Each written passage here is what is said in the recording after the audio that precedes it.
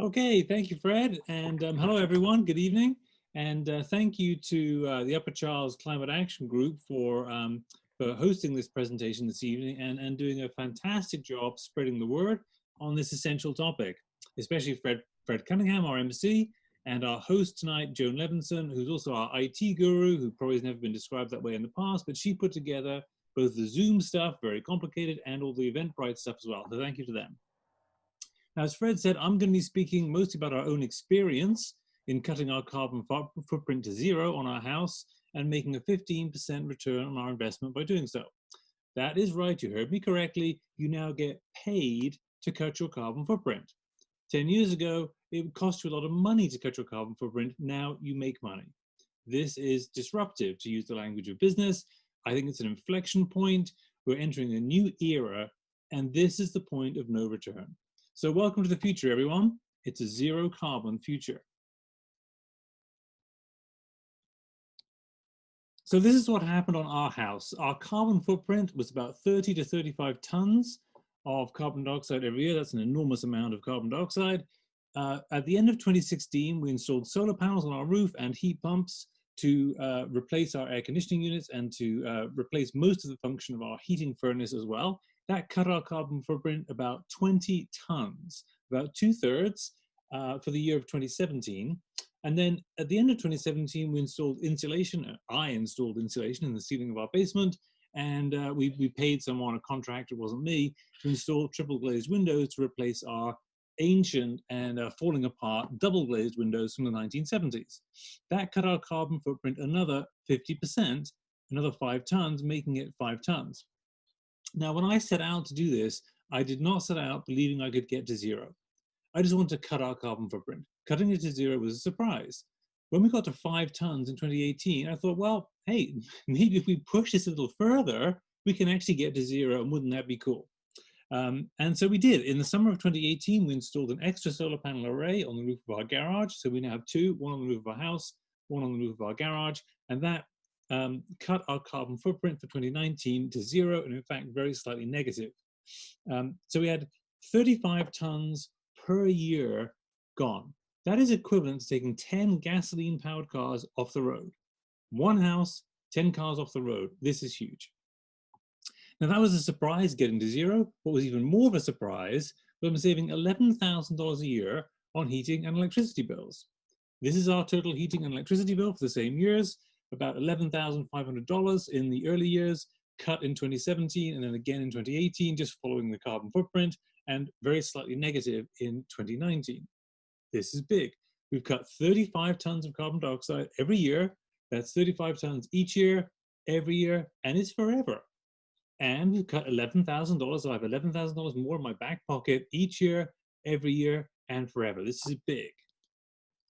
So a bit about me. Fred mentioned I have a degree in physics from Oxford University. I'm a Brit, if you can't already tell by my accent. I came here to go to business school 30 years ago now, and met this girl, fell in love, and she's now my wife and mother of my 3 children. And during my career, I founded 2 biotech companies. I took both public. And I say this only to point out I have the physics understanding, so I can understand things like heat pump operation in low temperatures and the low E coatings on triple glazed windows. But also I have the finance experience, so I can understand these things from a financial point of view, from an investment and a return point of view, because I've been doing that in my business career for 20 years. I was in a very nasty road accident in the summer of 2014. It nearly killed me. And while I was at home recovering from that accident, I did the research on getting to a zero carbon footprint. And we were successful in doing so, despite the fact there was no guidebook. This was something I was surprised at. I thought there'd be a just guidebook out there somewhere on the web. Someone would have written and said, hey, this is what you do. Do A, B, C, D, and you've got it done. There was none. And in fact, what I found was a lot of the advice was either highly conflicted because it was given by a vendor of some technology, or there were things that seemed to make energy sense, but didn't make any financial sense.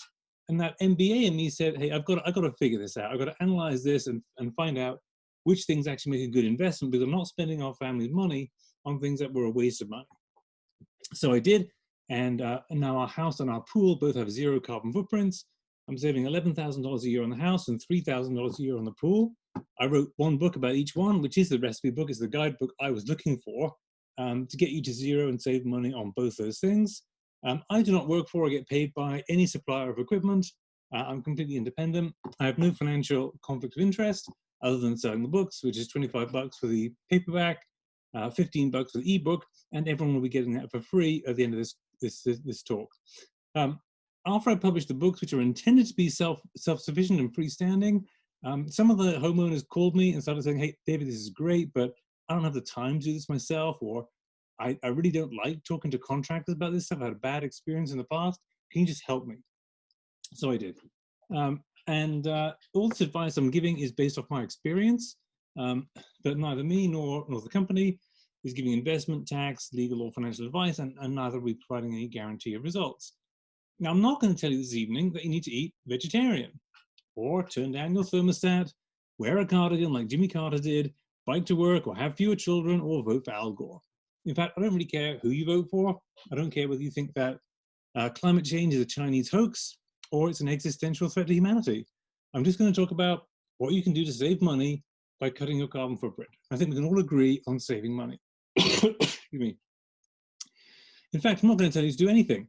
I'm just going to show you what we have done. And it may be coincidence or perhaps destiny.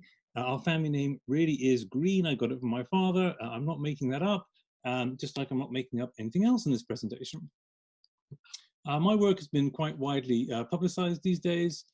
So how did we gather this data? Our house is a two-story wood construction, typical New England construction, 5,400 square feet, so a bit bigger than average. Built in 1974, has 4-inch 2x4 walls with fiberglass in the cavities. And before we went zero, it had no energy efficiency features whatsoever. Really a pretty energy inefficient house. And we live in Dover, Massachusetts with 5,800 heating degree days, which is a measure of how cold it gets here. That's about average for New England and pretty much everywhere through to the Midwest. Each day for the last 2 years, I've measured the heating oil and the electricity used by our home. Yes, I'm that kind of super geek. I actually enjoy doing this kind of stuff. And I use that data, or I should say the physicist in me, use that data to build an energy model of how the energy flows into our house and flows out of our house. And that model has an 80% R squared, which is a statistical measure of how good a model is. It varies from 0% to 100%. And so 80% is very, very good as an R squared for the model. That's for the daily prediction of my energy use. For the full year, it predicts the energy bills with about 10% accuracy. So I used that energy model, now the MBA in me took over, and built a financial model alongside it. So now I could calculate the investment and return on various things I was doing, such as improving the insulation or changing the windows. And I measured the energy change from each one of the Fab Four that we installed. The Fab Four is the heat pumps, insulation, triple-glazed windows, and solar panels. And we've used a very similar method for both our rental property, which we have in Dover as well, and for consulting clients. So with this approach, I could tell which changes made energy sense and which ones made financial sense. And I found that many things that are quite popular in the green building community, things like geothermal and solar hot water panels, they made energy sense, but they made no financial sense. And I actually found there's only 4 things that made both energy sense and financial sense. And that was heat pumps, insulation, triple glazed windows, and solar panels. I'll address each one of those in turn. So you may be asking yourself, why are we having this conversation now? This is something that environmentalists have been talking about for decades now. Why is it possible to go zero now and make money when it has not been possible in the past? And I think it's very simple. The technologies have all got much better. Insulation, heat pumps, solar panels, and triple glazed windows are all dramatically better now than they were even 10 years ago. And the subsidies from government and utilities are very significant. And so you can, if by following these examples, cut your carbon emissions to zero, save thousands of dollars a year on heating and electric bills, and make a good return on your investment. We have done it. So how do we cut our carbon footprint to zero? We installed the Fab Four: heat pumps, insulation, triple glazed windows, and solar panels. It's easy to remember this because the real Fab Four, the Beatles, yes, I'm a Brit, I know it shows, had lots of hits: heat pumps, insulation, triple glazed windows, and solar panels. So how did we go zero and make money? Well, we installed the Fab Four and we got all the tax breaks and subsidies. So let's do this in turn. Heat pumps. So heat pumps were the single biggest effect on cutting our carbon footprint. About half of the footprint was cut with the heat pumps, about 20 tons per year. saving us about $3,000 a year. It costs us about $26,000 to put the heat pumps in. They pay for themselves in about 9 years. That's a return on investment of 9%, and that's 9% after tax. So if you were to compare that to a pre-tax or taxable investment like in the stock or bond market, it would have to be something like 12, 15, or even 18% pre-tax return to be equal to a 9% after-tax return like I'm getting on heat pumps. And that is with no investment management fees, no volatility, and index for inflation. So in my opinion, a much better deal than investments in the stock market. Now, the heat pumps I'm talking about here are air source heat pumps, not geothermal or ground source heat pumps. We had a quote for geothermal on our house. It was $98,000, or 4 times the cost of doing air source heat pumps. Geothermal is one of those things that makes energy sense, but does not make financial sense. So these are our heat pumps, and if you're thinking to yourself right now, oh, they look just like our AC units, you're right, they do. And in fact, they perform exactly the same way that AC units do, in that they cool your house in the summertime. But in the wintertime, the circuit is reversed, and instead of pumping heat out of your house, they pump heat into your house. And when they do that, they heat with 4 times the efficiency of a furnace or a boiler. 4 times is a huge change in the efficiency of heating your house. They cool with the same efficiency as an AC unit. So how does a heat pump work? Well, most people think they're unfamiliar with a heat pump, but it's not true. Everyone is very familiar with a heat pump because a heat pump is in your refrigerator. And a heat pump removes the heat from, say, your milk and pumps it from the inside of the fridge to the outside to the kitchen. That cools the milk down and heats up the air in your kitchen. So if you've ever put your hand down behind your refrigerator, it's warm. That is the heat that was removed from your milk. And I remember my mother, when I was a kid, would actually start trays of seedlings on top of the refrigerator because it was warm up there, and would start the seeds earlier. On a larger scale, a heat pump or an air conditioning unit cools your house the same way. It pumps the heat from inside the house to the outside of your house. So if you were to put your hand over the air conditioning unit in the summertime, it's hot. So it may be 80 degrees outside in the summer, but it's 110 degrees over the air conditioning unit. Now, if you reverse that circuit in the wintertime, you will move heat into your house, warming your house up, but the necessary effect is you cool the air still further outside.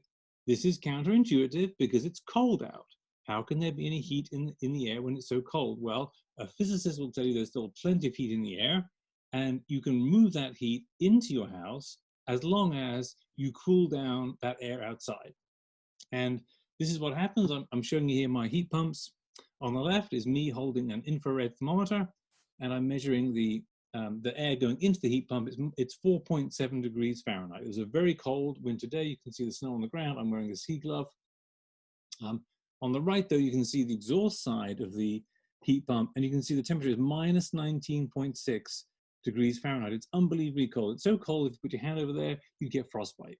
And this is showing you that the air outside is being made colder still by the heat pump, and that heat is being removed from the air and pushed into the house, making the house warmer. This is how heat pumps work to heat your house, even in cold weather. That was a ducted heat pump. So those connect to ductwork in our house, which existed already. And that ductwork moves the warm air around the house in the winter and the cool air around the house in the summertime. There is an alternative, which is a ductless mini split heat pump, or a wall mounted or a ceiling mounted heat pump.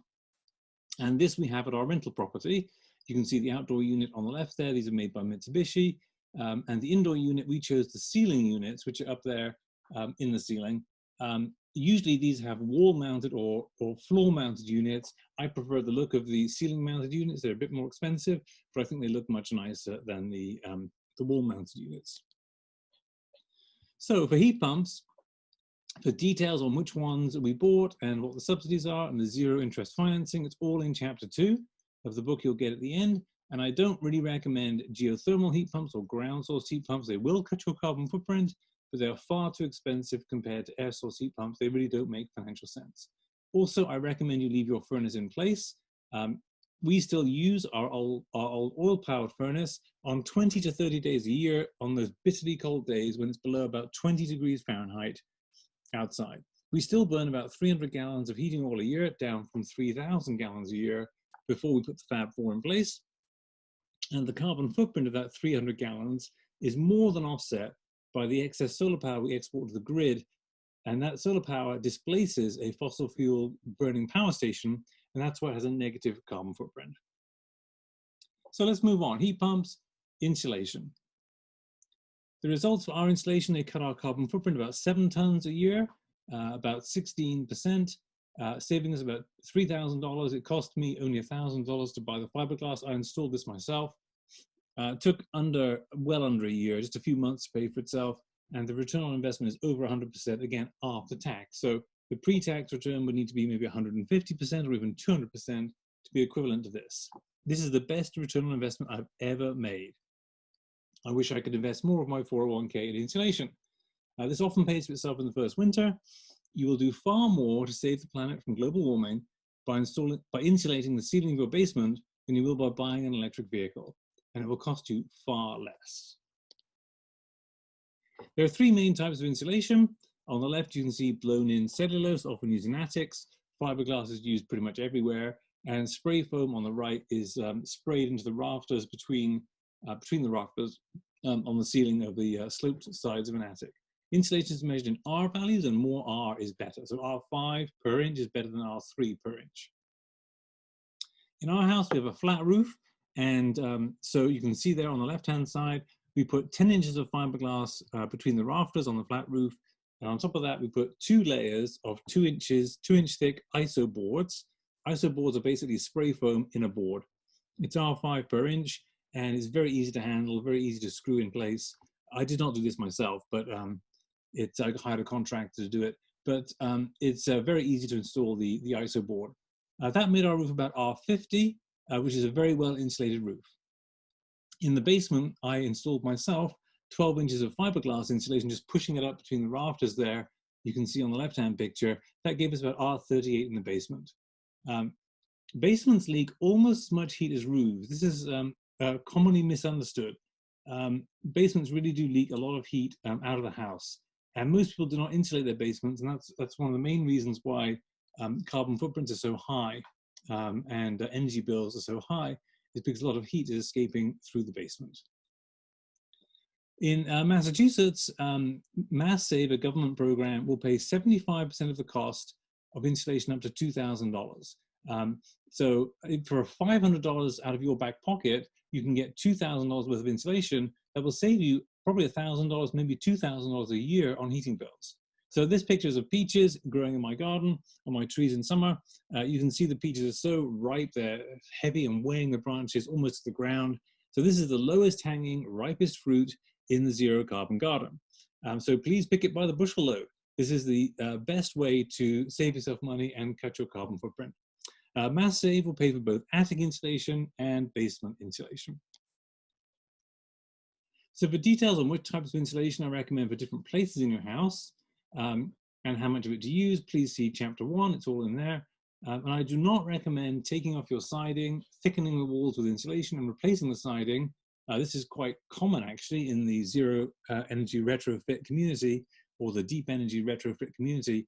But it will definitely cut your carbon footprint, but it's far too expensive compared to insulating your roof and your basement. So much like geothermal, this meets the energy test, but fails the financial test. We spent only $1,000 to insulate the ceiling of our basement, and it's saving us $3,000 a year. Okay, let's go on to the third component of the Fab Four, triple-glazed windows. So for us, this cut our carbon footprint about 5% or about 2 tons per year, saves us about $1,000 a year, and it costs us about $5,000. Now, this is the additional cost of us installing triple glazed windows above the cost of doing double glazed windows. And the reason for this is because we had ancient double glazed windows from the 1970s that were broken and not working at all, and you'll see them in a minute. So we had to replace them anyway.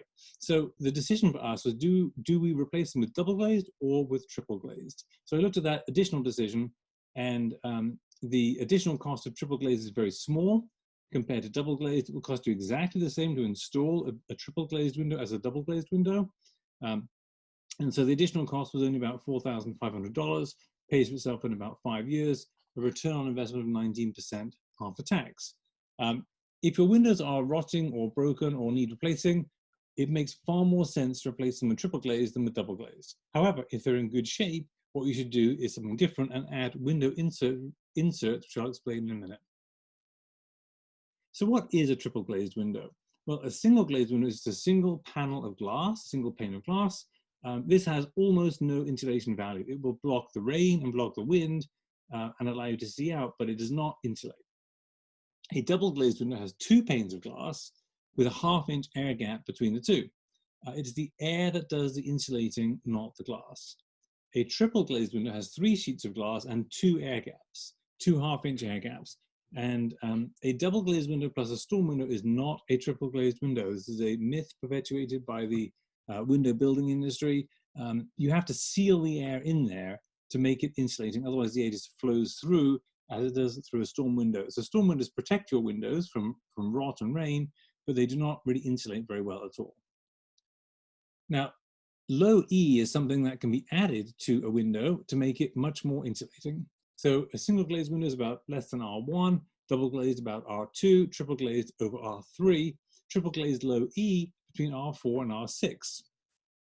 So what happens here is a very thin coating is placed on the glass that reflects energy into the house. And so now both the glass and the air are acting as insulators. And in a reasonably well insulated house, the windows are losing about 1/3 to 1/2 of the energy and money. So you really do need to focus on the windows to greatly cut your carbon footprint and save lots of money. A triple glazed low E window today loses only 15% of the heat and the money lost by a single glazed window. Huge improvement. And the Lawrence Berkeley National Laboratory estimates that low E has saved Americans $150 billion on heating bills, which isn't bad for something that's invisible. Now here's me modeling how triple glazed windows work. On the left, you see me wearing a single glazed window or a t-shirt because it's not trapping any air. With the green sweater on, I've now got 1 layer of air trapped against my body, keeping me warm. With 2 sweaters, I've got 2 layers of air. That's like a triple glazed window with 2 layers of air to keep me warm. And then if I put a shiny foil space blanket around me, it's like having a low E triple glazed window because I've got 2 air gaps insulating me, and I've got the infrared light from my body. The heat is being reflected back to my body to keep me nice and warm. If you have single glazed windows, and we had some, it's like going outside in winter in just a t-shirt. That would be crazy, and having single glazed windows is equally crazy. So how do triple glazed windows work? Here's a good example of it. On the outside, to the left-hand side of this picture, you've got the light coming from the sun. Ultraviolet light is the kind of light that will give you a suntan. It's the kind of light that will will fade your carpets and fade your photographs. So you really want to keep that out of the house. If you have a low E coating, a low E 180 coating on the outside, it will reflect away the ultraviolet light. The visible light, though, passes straight through the window, keeping the room nice and bright. Now, if you're on the inside of the house and you're standing in the middle of the room, your body temperature is 98 degrees, the room may be at 70 degrees, you're emitting infrared light or heat that is escaping out of your windows, taking your heat and your dollars with it, unless you have a low E I-89 coating on the inside, which will reflect back that infrared light. And that will keep you much warmer. So these coatings greatly improve the insulating power of a window, and today's low E triple glazed windows are 8 times better than their single glazed ancestors from the 1970s. This is a huge improvement. These are our old double glazed windows from the 1970s. You can see the panel has, the seal is broken, it's all misted up on the inside, you can't see the garden. They have metal frames, and the ones on the right, you can see as the house has subsided a little bit over time, there was actually a 1-inch air gap between the window and the frame, and which is sealed over here with duct tape, and that's why we had to replace all the windows. This is what we replaced them with, and I hope you agree with me. These look much nicer than the old ones. So in addition to cutting the carbon footprint and saving us money, they've really transformed the way we actually live in the house. And we can't lose sight of the fact that these are our homes we're talking about. We care about how they look and how they feel and how it is to live in this house. It's not just about the energy bills and the carbon footprint. Replacing windows, though, is expensive. So what can you do if your windows are in decent shape and not falling apart like ours were? Well, there is a solution, and here it is. This is now upstairs at our rental property, which has original single glazed windows. So rather than replace them with triple glazed windows, I decided to try something, which are these fit from the inside window inserts. And I bought 4 different manufacturers' windows, one from Alpina, one from Indo, one from Window Inserts, and one from Inner Glass. And you can see them here against the windows upstairs at our rental property.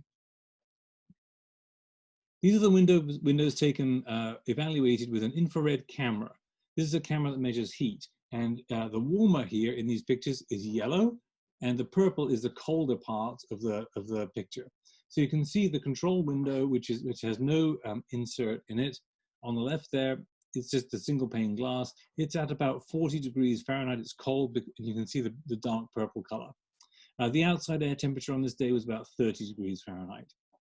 The Alpina, Indo, and Window Inserts ones are at about 50 degrees, and the Inner Glass one, which is actually a glass surface, the other 3 are plastic surfaces, and the Inner Glass one has a low E coating, so it has much better insulation than the others. And you can see these are the measured R values. This is what I measured. This is not what the manufacturers say. This is what I measured in the windows as they're actually installed. All these windows block drafts, if that's a problem for you, and all of them reduce noise. But of these, the Inner Glass one insulates the best. So being that sort of financial geek as well as the financial nerd as well as the energy geek, I figured out how much I could save from each one of these windows, because I knew from my energy model what one additional R value would save me in terms of dollars from each of these roughly 10 square foot windows. You can see that compared to the price, and I only ordered one of these windows, which meant that the delivery cost was very high. If you ordered maybe 10 or 15, the delivery cost would be very low per unit. So I thought it was better to look at this from the price of the window without the delivery, which is on the right-hand side. And you can see the payback there is about 5 years for most of them. The Indo one is not particularly good. It's rather expensive and it has a rather low R value, but the others are about 5 years. My personal preference among these is the Inner Glass one. It has the highest R value. It's reasonably priced. And I just prefer the look of glass to that of clear polycarbonate or acrylic. The glass is also easy to break if you have to use it as an emergency exit. Polycarbonate is not easy to break at all. It's the same material used in riot shields for police. And there's no thick rubber gasket around the edges because the edges are spring-loaded, which makes it a little tricky to fit, but it's worth it. So for further details on these, you can read chapter 4 in Zero Carbon Home. I do not recommend the stretchy film, sort of saran wrap type stuff that you stretch out with a hairdryer. I have used this stuff. It takes the paint off the window frames. That's if you're lucky. I actually have nice, sticky, gooey strips of glue left on my window frames. I'm now collecting a nice collection of ants and flies and other things that crawl across the glue and get stuck. So the fourth component, solar panels. Solar panels were the second biggest contributor to cutting our carbon footprint, about 14 tons per year. They saved us a lot of money, $5,000 or more. The net investment after tax breaks and subsidies was $42,000 and pays for itself in 7 years, a 13% after tax return on investment. Now that's from the cost savings alone. In addition, the Department of Energy estimates that our house values increased by $111,000 from installing the solar panels alone. That's more than double our investment in the solar panels themselves, and in fact, it's more than our investment in all of the Fab Four combined. Now, this house price increase means you no longer have to wait for the payback period to get your money back. People have often made the excuse that, hey, this is going to take 7 years. I'm not going to be in my house for 7 years, so why do solar panels? Well, here's your answer. The DOE estimates that you'll get your money back the next year if you were to sell your house the next year through the house price increase. You don't have to wait the 7 years to get the return on investment. So now it makes financial sense to install solar panels even if you're planning to move in a few years. This is a breakthrough, in my opinion, because cutting your carbon footprint increases your house price. So how does a solar panel work? Well, the physics is fairly complicated, but it doesn't really matter because they're fairly simple things. They just sit on your roof forever. The warranty is typically 25 years, and they'll probably last for 40 years making electricity for you. So light from the sun comes from the left in this picture, hits the solar panel, some fancy quantum mechanics happens, and electricity comes out the other side.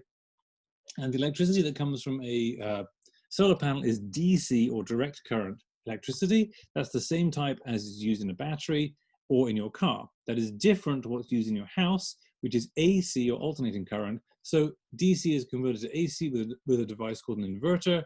The AC power then flows to your meter. When you install solar panels, your electric utility will replace your meter with a net meter. And a net meter reads the power flowing both ways, both from the grid and from the solar panels, and calculates the net amount, and that's what you're billed for by your utility. So one question people have about solar panels is, what happens at night? What happens on cloudy days? Will I ever run out of power? And the answer is no, you won't, because that net meter leaves you connected to the grid. You are not going off grid. You're not going out of the woods. This is a everyday solution. You will always have the lights on. You'll always have power. And this shows our solar power generation over the course of a year, each day. And you can see the day-to-day variation is very significant. The seasonal variation is very significant. The day-to-night variation is very significant. And it's all invisible to you. Invisible, that is, except when you see your electric bills, which will now be much lower. So this is our net meter on day one of our solar panels, and you could be forgiven for thinking that we've generated 99,999 kilowatt hours of electricity, but we have not. This is a net meter. It goes up when we use electricity from the grid, and it goes down when we export excess electricity to the grid. This started at 0,0000, but like a car's odometer, net meters do not show negative numbers, they spin backwards. So this is the first kilowatt hour that we exported to the grid. We are now a power station on the grid, which I think is kind of cool. So this 99,999 is actually -1. Financially, let's just go over this. So our array was bought in 2016. The gross cost was $76,000. The federal tax credit back then was 30%. It's now 26%. The mass tax credit is $1,000. It's still $1,000. The present value of the mass SREC income, which is the old subsidy scheme, the new subsidy scheme called SMART, I'll talk about in just a moment, was $29,000, give us a net cost of $23,000, which means the power is produced at 7 cents per kilowatt hour, which compares to Eversource today at 24. So this is a huge reduction in your electricity bill for using solar panels. The net present value, which is roughly the profit I make on the investment, is $23,000. That's a lot of money. And the IRR, or rate of return on investment, is 12% per year. Again, that's after tax. It breaks even or pays for itself in 8 years. In addition to that, the DOE estimates our house price increased $71,000 from this array. And that solar electricity price of 7 cents is fixed for 25 years. It will not increase by the roughly 3% a year that electric prices have increased in Massachusetts. Now, this is our second array installed about 18 months later on our garage. The gross cost has come down significantly from 76 to 56. The federal tax credit was still 30%. The mass tax credit still 1,000. The present value of the mass SREC income, 23,000. So the net cost is 14. Now just compare that. 23, the net cost has fallen to 14,000 on a bigger solar panel array in less than 2 years. That's how much solar panels are coming down in price. This array generates power at 5 cents per kilowatt hour compared to Eversource at 24 cents per kilowatt hour. My total profit is 29,000. My IRR is 14%, and it takes 7 years to pay for itself. Now, these are under the old subsidy scheme called SREC. The new subsidy scheme is called SMART, and I've just completed a round of bidding for one of my clients, which came in the 4 to 6 cents per kilowatt hour range. This is unbelievably cheap solar electricity. So what was good value in 2016 is even better value in 2020, and that is despite increasing tariffs and declining subsidies. That's basically because solar panels have fallen in price during that period. So these kind of low costs for solar power make even less than ideal roofs good places to make electricity today. So if you've been told in the past that your roof did not make good sense for solar panels, it was too shady, it's time to revisit that, because solar panels are now so cheap, you can make power very cheaply, even from arrays that are in semi-shaded roofs. This is how to do the proper financial evaluation of solar panels, which I've never seen done by solar panel installers. The details of all this are in the book. You don't actually need to do this. You can just use the Energy Sage website, which is run by the Department of Energy. and it does all the financial analysis for you on the same basis, so you don't need to do this. But if you do want to do it, the details are in the book. This is our first solar panels on our roof. This was taken from our son Jack's drone about 100 feet above our house. So on solar panels, for the details, please read the chapter in the book. To evaluate the lease loan or cash purchase options, same thing, please read chapter 4. And also about the subsidies and low interest financing. And I do not recommend solar hot water panels or solar thermal panels, another one of these things that makes energy sense but does not make financial sense. So these are the Fab Four: heat pumps, insulation, triple glazed windows, and solar panels. The key to going zero is to put it all together. And the real Fab Four, the Beatles sang on the album Yellow Submarine, all together now, which I will not sing for you. That singing gene skipped a generation in my family, and all my kids have it, but I don't. The key really is to put all these things together. So let's just look at the cost for heating from different heating fuels. Natural gas is the cheapest way to heat a house today, 5 cents per kilowatt hour of heat. Heating oil is a bit more expensive, propane a bit more expensive still. Heating with electricity, as everyone knows, is ridiculously expensive. And if you were to use solar panels to make that electricity, even though they're very cheap at 7 cents per kilowatt hour, it still would be more expensive than natural gas. However, if you use that cheap solar power to run a heat pump with its 4 times heating efficiency, you're now heating your house at less than 2 cents per kilowatt hour. This is the cheapest way to heat your house today by a long way. This is how we heat our house today. It's solar panels running heat pumps. This is the cheapest way to heat your house. Now let's look at the carbon footprint from these same different fuels. Natural gas, heating oil, and propane all have about the same carbon footprint, about ½ a pound per kilowatt hour of heat.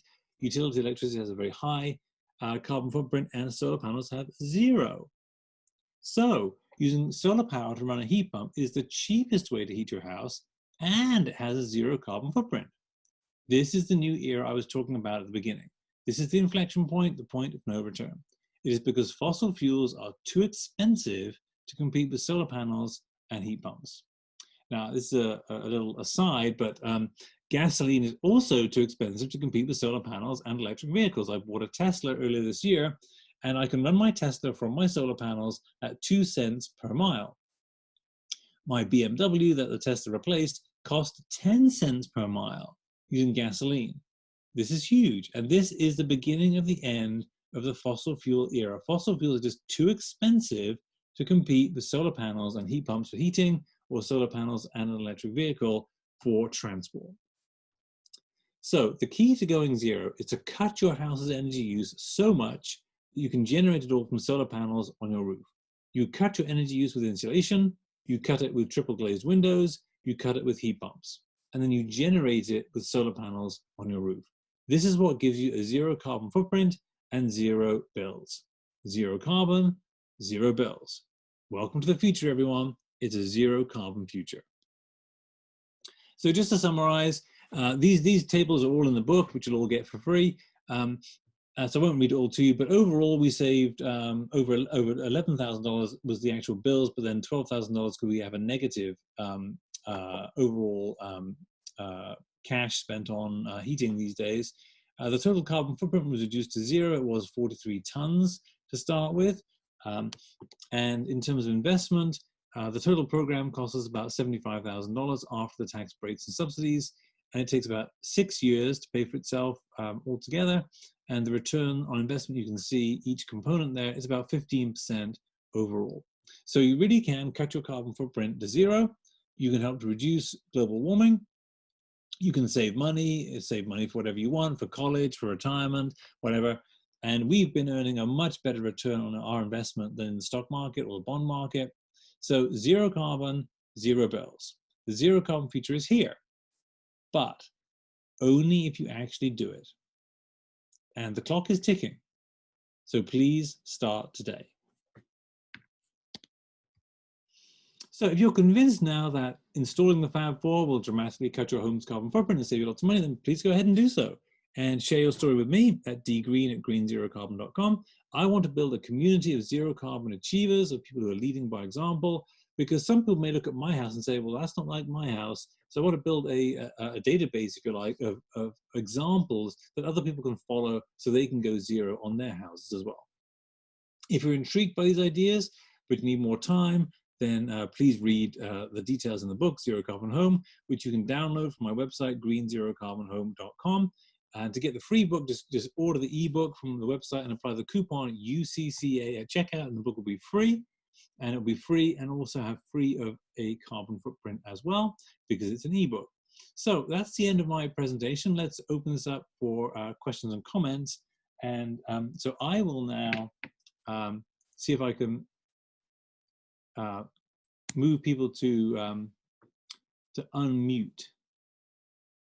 And I think to do that, I'm going to have to end the slideshow. So hopefully I'm going to end the show, and we'll stay on the call while we do the Q&A.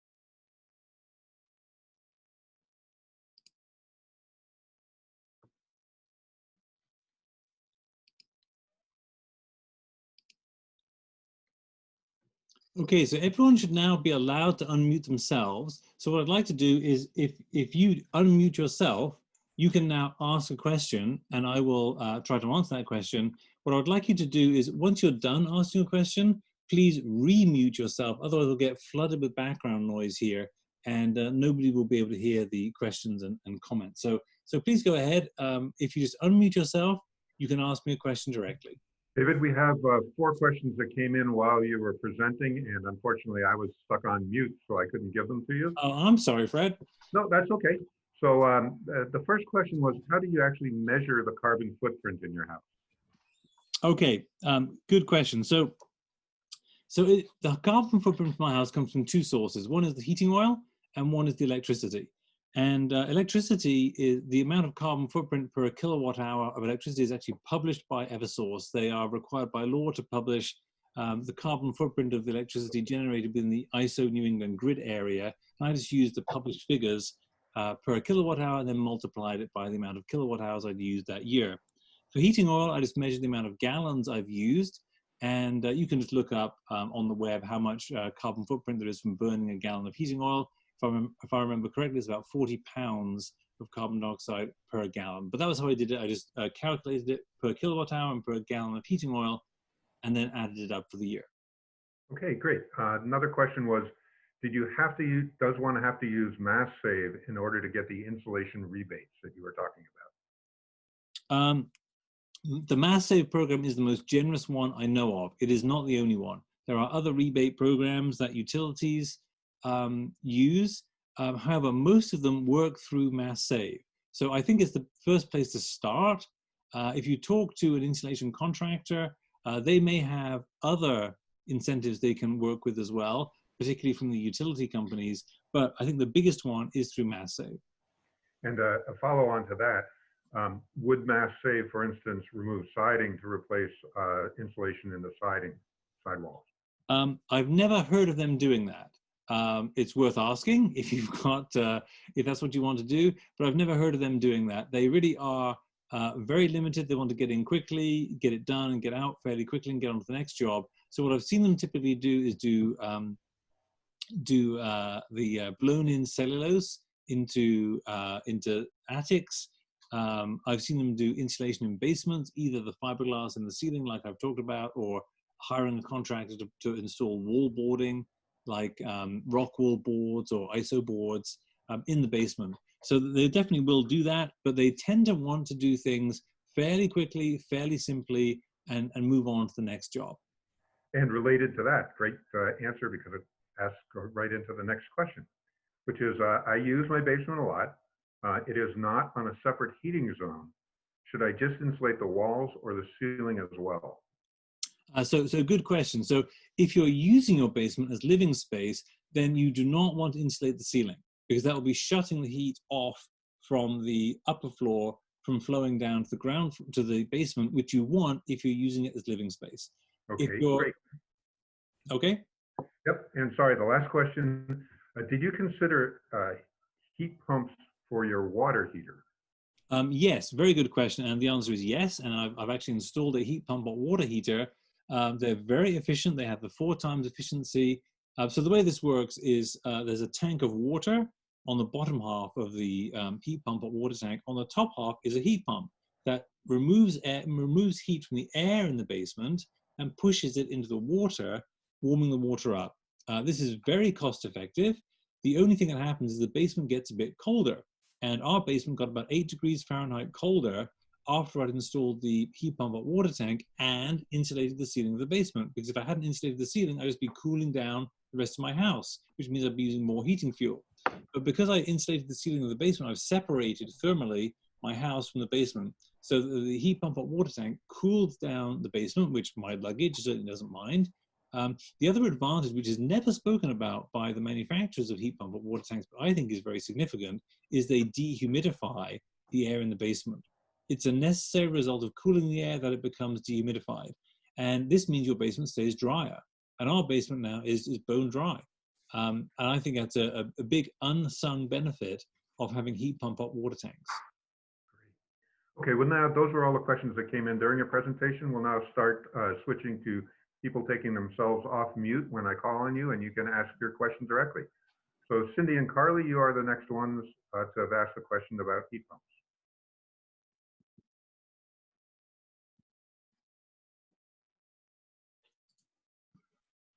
Hi there.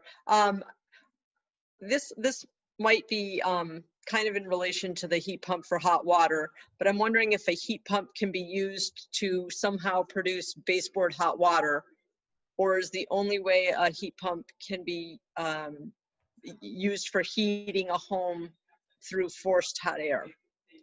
So good question. And the answer is yes, they can be. You can get heat pumps that will heat radiators or forced hot water systems as well. However, they aren't as good as the ones that heat the air. And the reason is that a heat pump can get the temperature of the output side up to about, say, 100, 110 degrees Fahrenheit. But the water that is currently flowing through your baseboard radiators is at about 140 degrees Fahrenheit. It's very hot. And that brings a lot of heat around your house very quickly. And heat pumps can't get those kind of temperatures. So you can do it, but your heating will not heat up the house as quickly as it would using a natural gas or oil-powered furnace. So you can do it, but it's not quite as a sort of plug-and-play transformation as it is with the air circulation systems, because the air circulation temperature is about the same. It's about 90 to 100, 110 degrees Fahrenheit. And heat pumps can get the air temperature up to that temperature, but they can't get it to 140 degrees like the temperature of hot water in a baseboard radiator. Great. Thank you. I do have a follow-on to that, different, but I had another question that I had asked Fred after.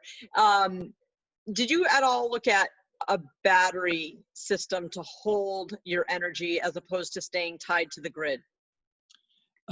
So I have looked at battery systems. I did not look at it when I installed the first and the second solar panel arrays. And the reason is you don't need to. Batteries are often seen as being emergency power, like when the power goes out. That is a separate thing from having continuous power. As long as the grid is up, you will have continuous power. Your utility company becomes your backup generator.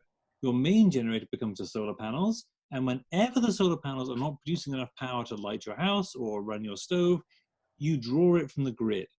So that's what net metering is all about. You do not need to have a battery with a solar panel system in order to have continuous power and always have your lights on. However, having said all that, batteries are now subsidized under the new SMART scheme. The old SREC scheme did not subsidize batteries. The new SMART scheme does. And although I've not installed batteries myself, I have looked at them for clients of mine, and the subsidy is quite generous, and it's enough to take maybe 2/3 the cost of a battery system like a Tesla Powerwall system off, and reduce the cost significantly, and reduce it to about the same net cost as buying a diesel generator. So I think when you think about having a battery as a replacement for a diesel or propane backup generator, they're now starting to look like very good value for money. And I expect in the future to actually add a battery system to replace my diesel generator. I have an old diesel generator which actually is broken. I need to replace it anyway. It makes far more sense for me now to buy, financial sense as well as energy sense, for me now to buy a battery backup system rather than to buy a new diesel generator. Okay, and Cindy and Carly, thank you for automatically putting yourself back on mute. Much appreciated. Michael Newman has a question about grid-tied systems.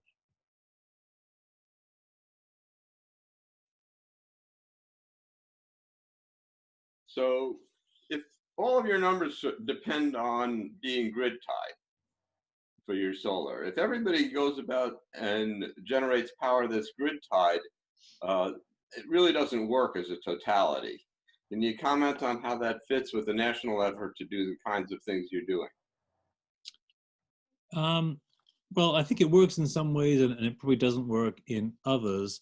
The way in which it works is that if the electrical load being demanded by all the houses combined is reduced because of the generation of solar panels, then that does reduce the demand on the grid, and that displaces the most expensive sources of power generation, which are today coal and oil-fired power generation stations. So when you have solar panels and you contribute your excess solar panel power to the grid, you are displacing coal and oil power stations from the grid. And what you've seen over time is that coal power stations are being retired left, right, and center. And I think oil-fired power stations are next. And the third in line will be the natural gas power stations, which are cheaper today and can turn off and on very quickly. They're often called peaker plants because they're used just to deal with peak demand, not the baseload demand that is dealt with more by nuclear and hydropower. So that's the way in which lots of solar power doesn't work as well. It does work very well in reducing the carbon intensity of the grid. It doesn't work so well because you still have to have some fossil fuel to manage when the sun isn't shining and when the wind isn't blowing, because of course there's wind power as well as solar power. So there are ways to manage that. The best way to manage that is just to have a bigger grid, so that if the sun is shining in, say, Arizona, that the solar power from Arizona can be shipped to New England and be used in New England. Now, the US grid is not really capable of doing that today, and it will need to have investment in bigger long-distance transmission lines, but those things are very doable.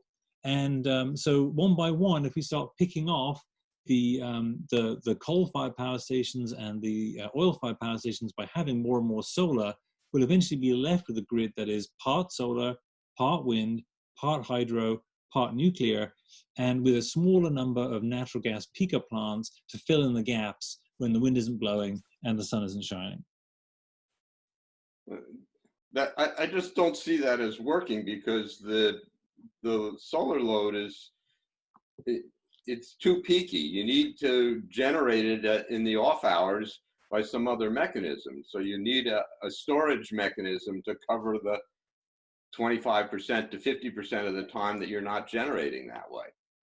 Yes, that's correct. And that's why I mentioned that there'll always be peaker plants. The natural gas are the cheapest of the peaker plants. There will still be a number of those power plants that will be needed during those times you exactly described, Michael, when the sun isn't shining and the wind isn't blowing, and that does happen. And those plants will be needed to manage that load, as well as things like batteries on the grid and things like that. But I think you'll see peaker plants, natural gas-fired peaker plants, remaining part of the grid for probably decades to come, whereas I do think the coal and the oil will all just go out of business.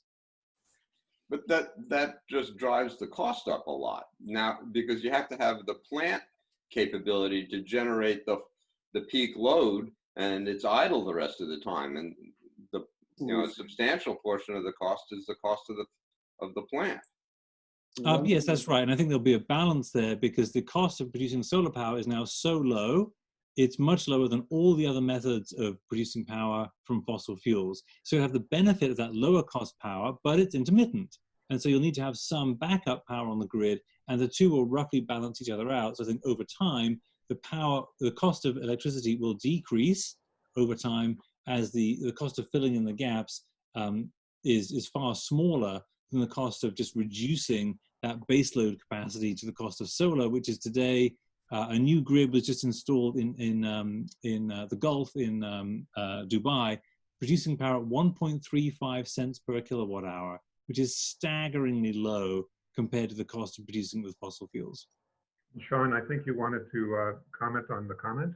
Yeah, I just, another solution, and just as a corollary to the conversation, there's a lot of rumors swirling around Tesla right now that they're going to announce a 1,000,000-mile battery, and whether it's Tesla or another company, it's likely to happen. And what that means, besides the mileage, is really that the battery would withstand lots of upcharge and discharge. So, in the sense that your cell phone, after 3 or 4 years, kind of loses a lot of its battery life.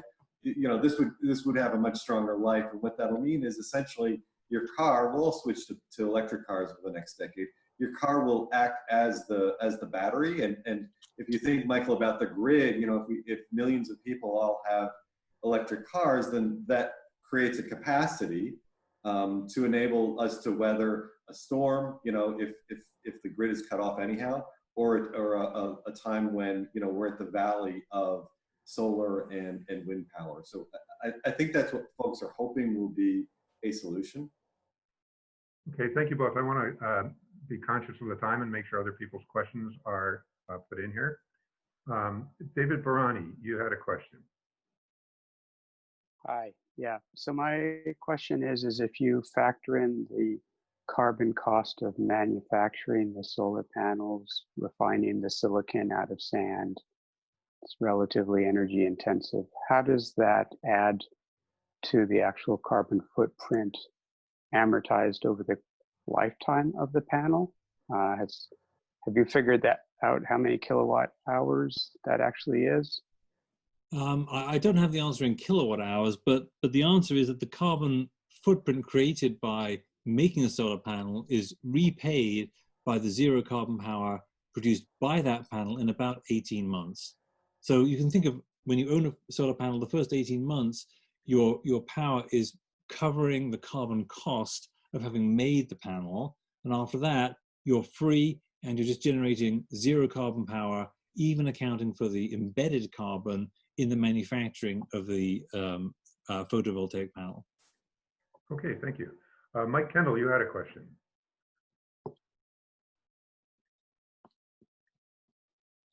Yeah, hey, David, thanks for that excellent presentation. My question was, I think I understood the benefits of heat pumps that you were describing. I don't know enough about how the traditional HVAC systems work to understand, what are the cons? There must be some downsides, whether it's in, utility, like the ability to heat and cool your home to the temperatures you like and so on. There must be some trade-off, for going with heat pumps, but I don't know what those are. Yes, there are. It's not a perfect technology.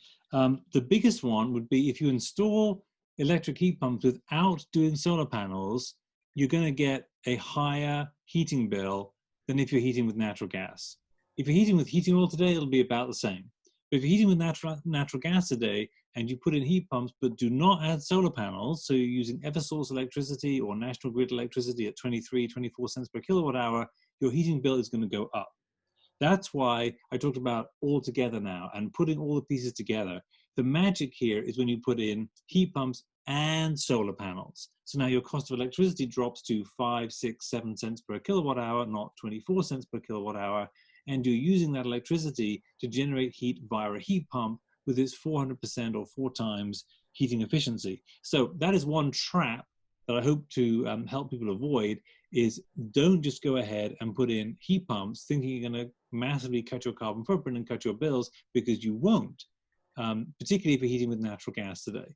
You really need to do the combination of doing heat pumps and solar panels to get that big reduction in your heating bill and in the carbon footprint. So that's the first sort of trap to avoid. The second thing that is also sort of a myth perpetuated by the heat pump companies is they in my opinion, they oversell their products.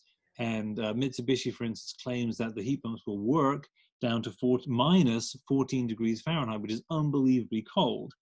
Bosch claims that heat pumps will work down to 5 degrees Fahrenheit. And I'm sure they're right. They're not actually lying to you. In some engineering definition of the word work, as in the compressor continues to rotate, yes, they are correct. But the homeowner's definition of work is, can my house be kept at 70 degrees in the middle of winter? And the answer is no. We have both the Bosch pumps at our house, and then our rental property has the Mitsubishi pumps, and neither can keep the house at 70 degrees if it's colder than about 20 degrees Fahrenheit out. This is nowhere near the minus 14 that Mitsubishi claims for its hyperheat heat pumps, and it's nowhere near even the 5 degrees that Bosch claims. So that is another way where you can sort of get a nasty surprise with heat pumps, is that the manufacturers tend to oversell the benefits. And this is why I emphasize, leave your furnace in place and expect to use your furnace on a few days each winter when it's colder than about 20 degrees out, to supplement the heat pumps and keep your house nice and warm. That's the second major disadvantage of heat pumps. Well, it's not a major disadvantage, it's just one you need to be aware of going in with your eyes wide open. There is a third one which you can't really get rid of, which is sort of, I call it like the rise time. A heat pump does not output as much heat as a fossil fuel furnace. And so if you come back to a cold house, maybe you've been on vacation over the Christmas time, you come back to a freezing cold house, it will take more time to warm up with a heat pump than it will with a fossil fuel furnace, because the heat output is typically only about 100,000 BTUs per hour, whereas the the output of a fossil fuel furnace is 400,000 BTUs per hour. So it just takes longer for your house to warm up with only heat pumps. And this again is why I recommend leaving your furnace in place. If you do come home after a long winter break and it's really cold, the house is cold, use your fossil fuel furnace to get the temperature back up, and then the heat pumps will happily keep it there, but they have a hard time getting the temperature up quickly. That really is the third, and that's really the only, I think that's the only real disadvantage. I think if you plan carefully and install your heat pumps with solar panels, so you don't get that big electric bill, and you assume they will not heat your house below 20 degrees Fahrenheit outside, and you leave your furnace in place, you won't suffer from those problems. And so the only one you're left with really is that rise time, is that it will just take longer to heat your house. So keep your furnace and use that on those occasions. Okay. And keep your cardigan sweater. Yeah, keep it in the closet just in case. Just in case. Thank you, David. Raghu, you had a question? Well, I tried the coupon and looks like you've answered it. I couldn't get the book off of the coupon, so maybe there's some hiccup over there. Yeah, well, there may well be. I built my website myself. I don't guarantee it's enormously robust. If you cannot do it, and I'm talking to everyone now, if something happens with the download, just send me an email. I'll either try to fix it on the website, or if I can't do it, I'll just email you the file, either the Kindle file or the iPad file. Or if all of that fails, I can always email you a PDF file of the book. David, can you put your email into chat, please?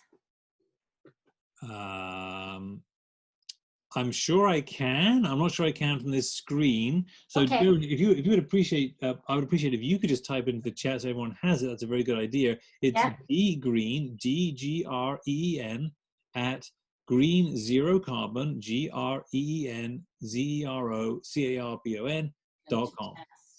Okay, David, one more question, sorry. Yep. When you installed the triple glazed windows, were they the same dimensions as the original windows, or did you have to mess with the walls and cut into the siding and remove the siding and so on and so forth?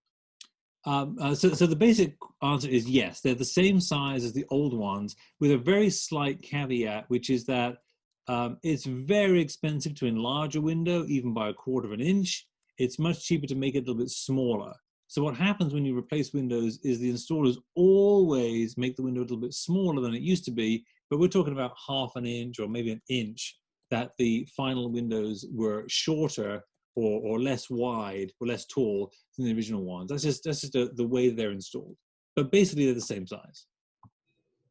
Okay, and you left your 4-inch walls the same? So your walls are still 4? Yes. Again, the short answer is yes. We left the 4-inch cavity walls filled with fiberglass the same way they were. It was way too expensive to take off the siding and add the insulation. That was a $150,000 quote we had for doing that on our house. But there are some occasions when it makes financial sense to insulate from the inside. And there are 4 examples which I give in the book, in the chapter on insulation. Probably my favorite one is we have a dining room, and the outside wall of the dining room is mostly just flat. There's no window in it.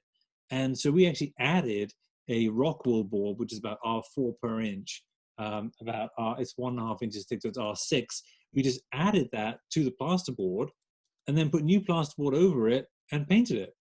Now, so our living room is now 2 inches shorter than it used to be, but it cost almost nothing to do this. And it greatly improved the insulation in the room, so much so it's now pleasant to sit in that room, whereas it used to be much colder, and you get a cold draft off the walls and off the windows. Those windows are now triple glazed. The wall now has that extra R6 of insulation, and that has transformed that room from being a kind of a cold and unpleasant place to being a very pleasant place to be. There's a picture of it in the book. And we have a question from Michael Lesser. Hi, David. I was wondering on the heat pump, on the air source heat pumps, are there controls in place? Are they working on it where you don't have to sit around and say, oh, it's below 20, I'm gonna have to turn on my old system? Or are there controls in place that will sort of take care of that kind of thing, such that also people might actually get smaller heat pumps and rely on their existing system more, so they get a more effective or even a better payback on the heat pump overall? And that's assuming that essentially you have a furnace, so you're already dealing with hot air. Yeah, so the answer is, the first question is yes.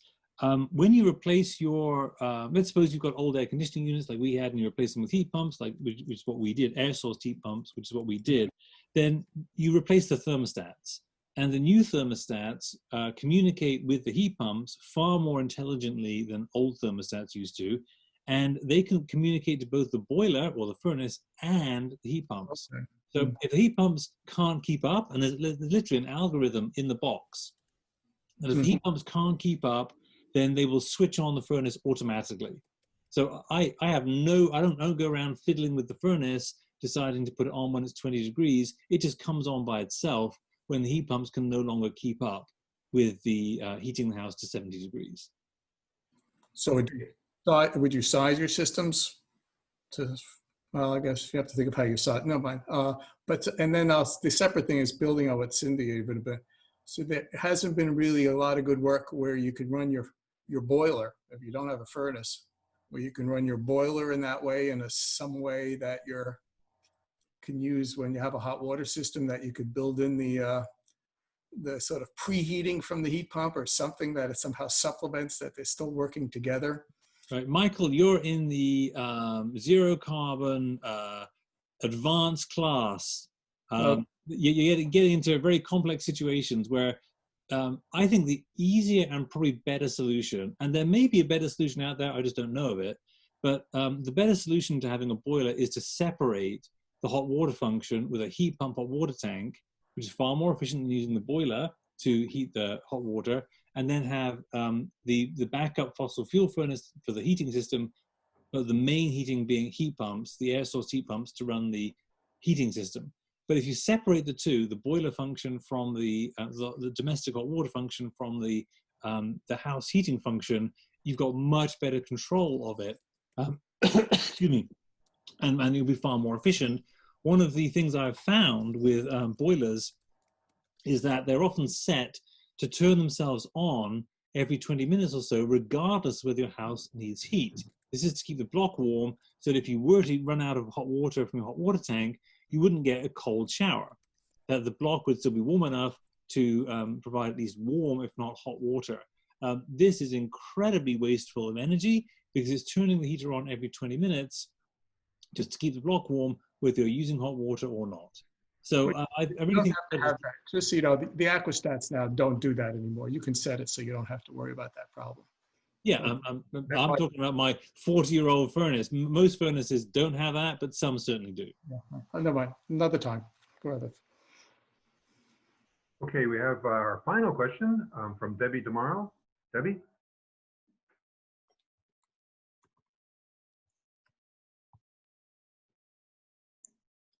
Sorry, I was hoping not to speak. You want me to read it for you? No, it's fine. I can read it. Is there such a thing, since I'm got huge windows here and I'm not in a position to do triple pane yet, but is there such a thing that it would be more carbon free than getting a generator of some sort that doesn't burn gas, that's more carbon friendly for the immediate future? Do you know what I'm asking? Why don't you just say it again, just so I'm sure? Are you saying? Okay, so like when the power goes out, especially here in Sherburne, we don't have water or power. So is there such a thing other than a gas powered generator that's hooked up to your electricity box that is more environmentally friendly? Is there such a thing? Not that I know of, Debbie, except batteries, which I can talk about in a moment, but just staying with generators, if you're trying to get electricity when the grid goes out, your only option today is a diesel or propane powered generator, and that's really it. There's no other way of doing it. You can't use a wood powered furnace to generate electricity. Okay. You're really stuck with fossil fuels in those grid outage situations, unless you do what I was saying earlier and have a battery system as your backup generator. This is not to be confused with net metering, where you retain the connection to the grid, so you're not going off grid. But when you retain that connection to the grid, if the grid goes down, if there's a storm and the trees take out the power lines, your solar panels automatically disconnect from the grid. This is a legal requirement, and this is to stop the workers from the electrical distribution company getting electrocuted by your power being put out of the grid. So what you need to do is reconnect your house wiring to your battery or to your diesel generator behind your meter. And this is what people do with emergency panels and backup generators today. You can replace that backup generator, though, with a battery. And that is probably the better long-term solution for you, Debbie. But batteries are expensive. As I mentioned, the way to get a battery cheaper these days is to do it as part of a solar installation. Because when it's part of a solar installation, you get an extra subsidy from the under the SMART program. The extra subsidy is quite generous for batteries, and it will reduce the cost of the battery by about 2/3, making it cost competitive with a diesel generator. Great, thank you. So we'll end here. We don't